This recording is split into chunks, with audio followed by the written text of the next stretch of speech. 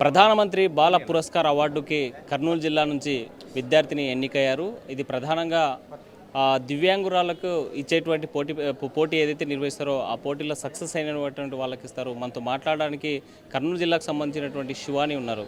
చెప్పండమ్మా, ఎప్పటి నుంచి మీరు అథ్లెటిక్స్లో పాల్గొంటున్నారు? అసలు మీకు ఎలా ఎంకరేజ్మెంట్ దొరుకుతుంది? ముందుగా అందరికీ నమస్కారం. నా పేరు హోసూరు ఉప్పర శివాని, మద్దికెర మండల్, కర్నూలు డిస్టిక్. నేను చిన్నగా ఉన్నప్పుడు మద్దికెరలోనే చదువుకున్నాను. ఫస్ట్ శ్రీ విద్యా సాయి స్కూల్లో ఫస్ట్ నుంచి థర్డ్ వరకు. అక్కడి నుంచి కర్నూలు వెళ్ళాను, రవీంద్ర విద్యానికేతన్, అక్కడ హాస్టల్లో.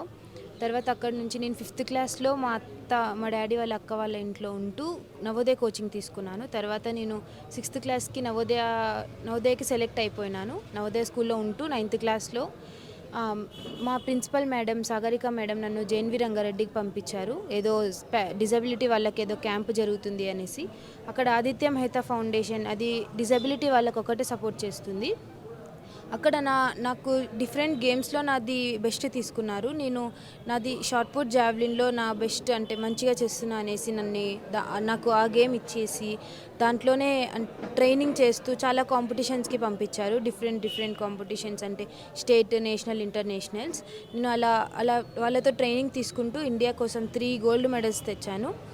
ఇంకా ఇప్పుడు ప్రజెంట్ జేఎన్వి చిత్తూరులో చదువుతున్నాను. అంటే జేఎన్వి కర్నూలు నుంచి మినీ మైగ్రేషన్ సిఈసి తీసుకున్నందుకు జేఎన్వి చిత్తూరుకి నన్ను మినీ మైగ్రేషన్గా పంపించారు.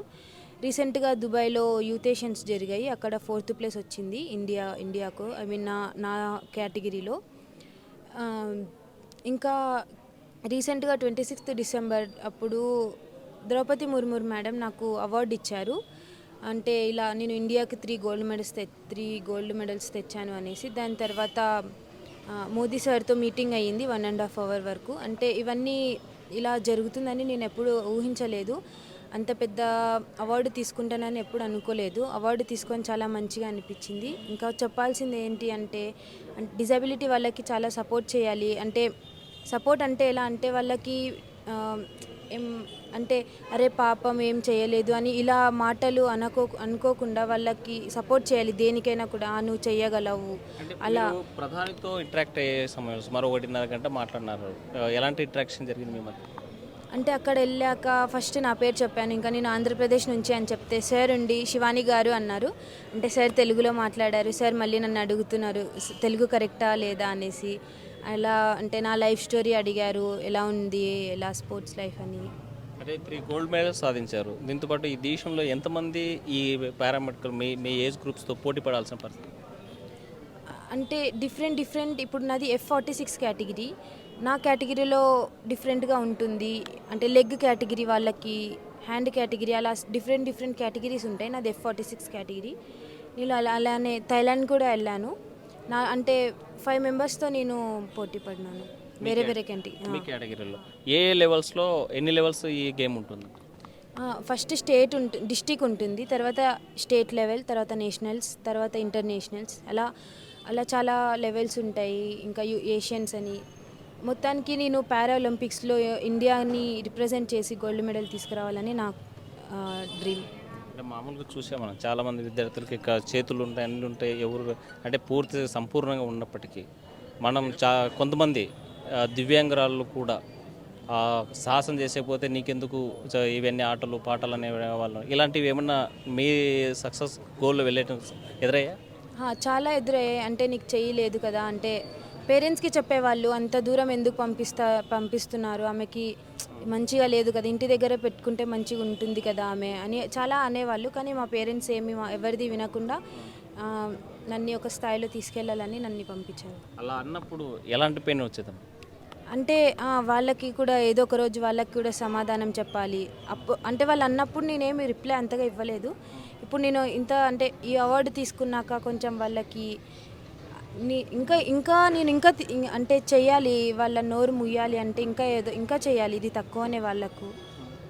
ఫైనల్గా మీరు రాష్ట్రపతి చేతుల మీదుగా అవార్డు తీసుకున్న రోజు ఎలాంటి ఫీల్ అనిపించారు? మీ ఫ్యామిలీ మెంబర్స్ కానీ మీ ఊరు కానీ ఎలా చూసింది సార్? అంటే నేను ఫస్ట్ ఆఫ్ ఆల్ అయితే నేను అనుకోలేదు అక్కడ మేడం, అంటే అంత పెద్ద మేడంతో నేను ప్రెసిడెంట్తో అవార్డు తీసుకుంటానని అనుకోలేదు. తీసుకొచ్చాక చాలా అంటే నేమ్ వచ్చింది మండల్కి, మద్దికెర మండల్కి నేమ్ వచ్చింది, కర్నూలు ఆంధ్రాకి. చాలా మంచిగా అనిపించింది. ఒక ఒకప్పుడు ఒంటి చేత్తో ఆడినటువంటి శివాని ఈరోజు అథ్లెట్స్తో సక్సెస్ అయింది.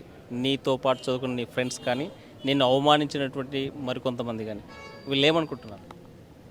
వాళ్ళు వాళ్ళు కూడా షాక్లో ఉండింటారు మేబీ. అంటే అరే ఈ అమ్మాయి చేసిందా, ఈ అమ్మాయి ఇలా ఇలా అయ్యిందా అనేసి షాక్లో ఉండింటారు.